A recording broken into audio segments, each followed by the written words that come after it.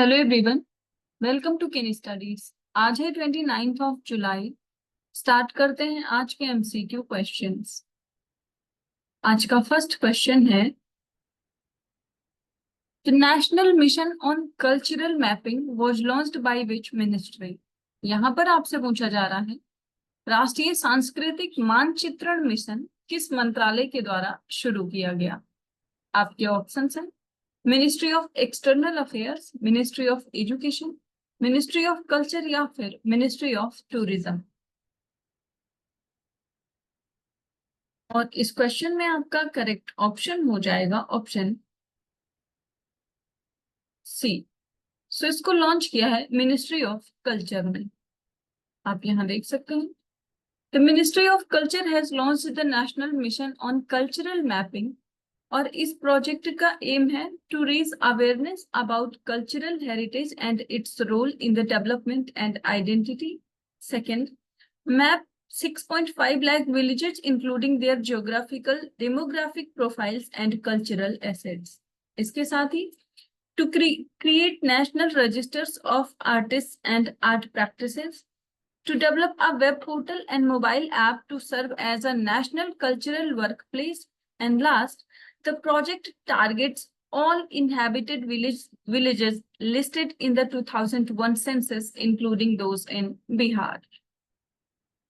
तो आप ध्यान रखेंगे, national mission on cultural mapping जो है इसको शुरू किया है मिनिस्ट्री ऑफ कल्चर ने।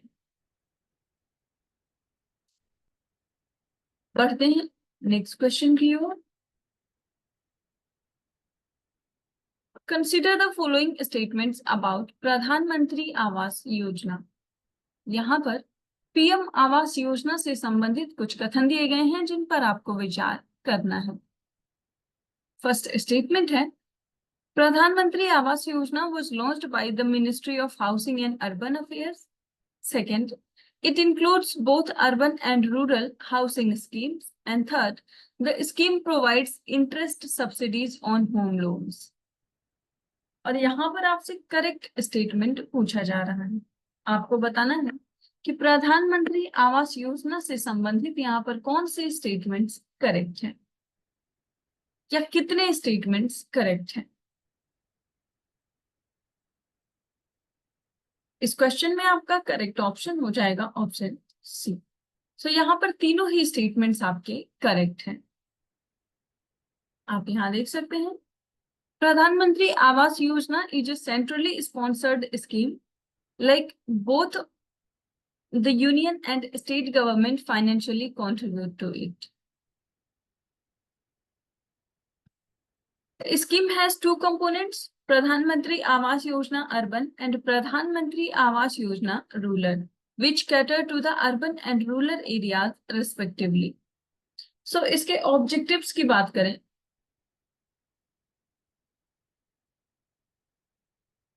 तो इसके objectives हैं rehabilitation of slum dwellers with the private developers participation, promotion of affordable housing for the weaker section through credit-linked subsidy schemes, and third, providing subsidy for beneficiary-led construction.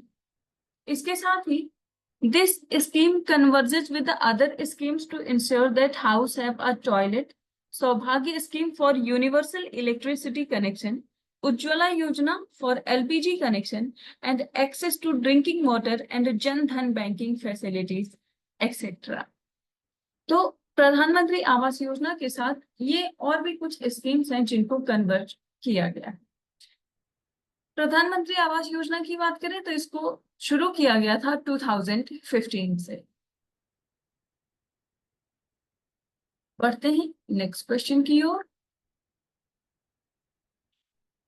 Consider the following statements. यहाँ पर कुछ कथन दिए गए हैं जिन पर आपको विचार करना है। फर्स्ट स्टेटमेंट है, frigates are the smallest type of naval warship primarily used for anti-submarine warfare. And second, frigates are primarily used for heavy bombardment and shore assault missions. और यहाँ पर आपसे करेक्ट ऑप्शन पूछा जा रहा है। आपको बताना है यहाँ पर फ्रिगेट से संबंधित कौन से स्टेटमेंट्स करेक्ट हैं। और इस क्वेश्चन में आपका करेक्ट ऑप्शन हो जाएगा ऑप्शन डी। यहाँ पर दोनों ही स्टेटमेंट्स आपके इनकरेक्ट हैं, आप यहाँ देख सकते हैं। So recently, Goa Shipyard Limited launched the first of two indigenous advanced P1135.6 stealth frigate, जिसका नाम है Tirupati, for the Indian Navy with technology transferred from Russia.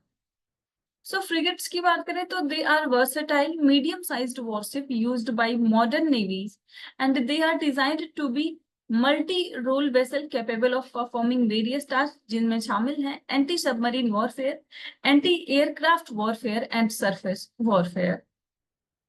So this makes them an essential part of the naval fleets, providing flexibility and adaptability in different maritime operations. While they are not as heavily armed as destroyers or cruisers, their versatility and relatively lower cost make them valuable asset. So ये रहा frigate के बारे में कुछ जानकारी. आप ध्यान रखेंगे, हाल ही में गोवा शिपयार्ड लिमिटेड ने लॉन्च किया है तिरुपत नाम का स्टेल्थ फ्रिगेट. बढ़ते हैं नेक्स्ट क्वेश्चन की ओर.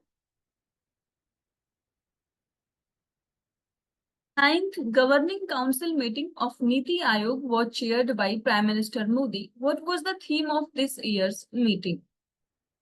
यहाँ पर आपसे पूछा जा रहा है, नीति आयोग की 9वीं गवर्निंग काउंसिल की बैठक पीएम मोदी की अध्यक्षता में हुई है. इस वर्ष की बैठक का विषय क्या था? आपके ऑप्शंस हैं विकसित समाज @2047, विकसित समाज @2047, सॉरी विकसित भारत @2047, देन विकासशील भारत @2047, या फिर विकसित @2047. आपको बताना है कि इस वर्ष हुई नीति आयोग की बैठक का जो विषय है वो क्या है. इस क्वेश्चन में आपका करेक्ट ऑप्शन हो जाएगा ऑप्शन बी. सो इसका थीम है विकसित भारत @2047. आप यहाँ देख सकते हैं. 9th Governing Council meeting of Niti Aayog is chaired by Pradhan Mantri Modi, and the meeting is focused on making India a developed country. और इस वर्ष की थीम रही है विकसित Bharat @2047. So in the meeting, the vision document on Viksit Bharat has been discussed, and the main aim of the Governing Council meeting is to foster participative governance and collaboration between the central and state governments. So in the meeting, detailed deliberations on the role of states in achieving the goal of Viksit Bharat was be also discussed.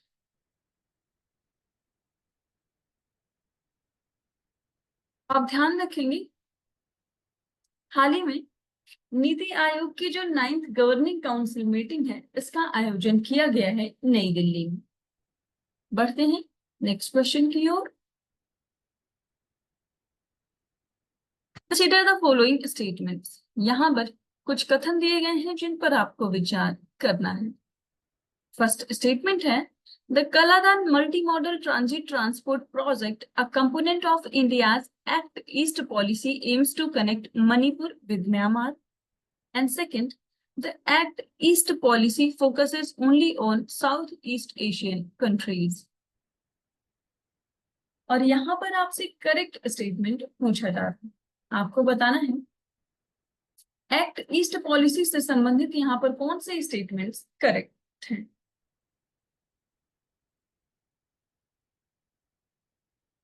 इस question में आपका correct option हो जाएगा option D. यहाँ पर आपकी दोनों ही statements incorrect हैं. आप यहाँ देख सकते हैं. So Kaladan multi modal transit transport project aims to connect the eastern India seaport of Kolkata with the Sittwe seaport in Myanmar and further extends to Mizoram. जबकि ऑप्शन में आपको मणिपुर दिया गया था. इसके साथ ही एक्ट ईस्ट पॉलिसी की बात करें तो it focuses on strengthening ties not only with the south east Asian countries but also with the east Asian countries including Japan, south Korea and others in the border Asia Pacific region. So act East policy की बात करें तो इसको announce किया गया था 2014 में और इसको अपग्रेड किया गया है लुक ईस्ट पॉलिसी के रूप में। एक तरीके का डिप्लोमेटिक इनिशिएटिव है जो कि प्रमोट करता है economic, strategic and cultural relations with the vast Asia Pacific region at different levels.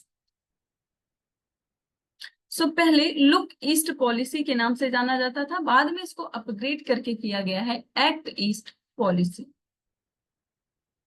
बढ़ते हैं नेक्स्ट क्वेश्चन की ओर।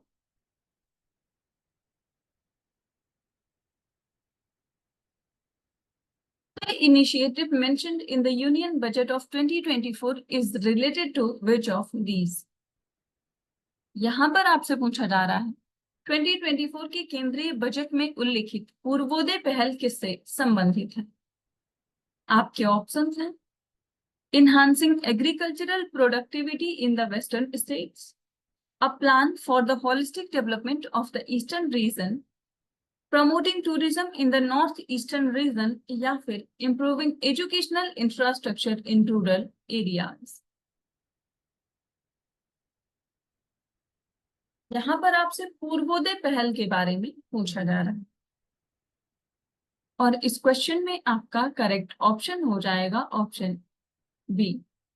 सो ये एक तरीके का प्लान है for the holistic development of the eastern region. आप यहाँ देख सकते हैं। So Purvodaya initiative is to develop a plan for the eastern region including Bihar, Jharkhand, West Bengal, Odisha and Andhra Pradesh, focusing on human resource development, infrastructure and economic opportunities to drive Viksit Bharat.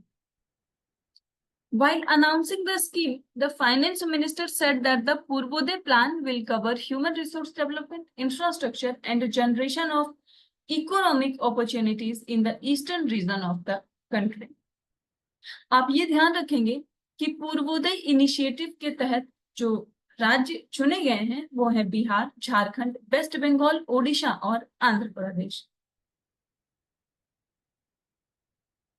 सो आज की current affair session में इतना ही। Thank you for watching. Do like, share and subscribe.